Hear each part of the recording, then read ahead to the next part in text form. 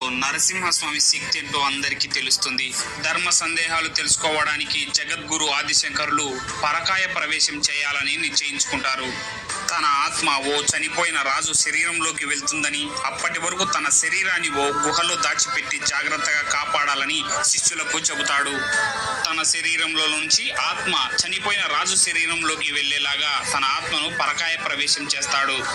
ఇది తెలుసుకున్న దుర్మార్గులు ఆయన శరీరాన్ని దహనం చేస్తే ఇక తిరిగి బ్రతకలేడని శరీరాన్ని దహనం చేయాలని పూనుకుంటారు. ఆదిశంకరుల శరీరం కట్టెలపై కాలుతుండగా శత్రువులపై నరసింహస్వామి సింహరూపంలో దాడి చేసి కాపాడతాడు. అయితే ఆదిశంకరుల చెయ్యి మాత్రం కొంచెం కాలి చేతికి గాయాలవుతాయి.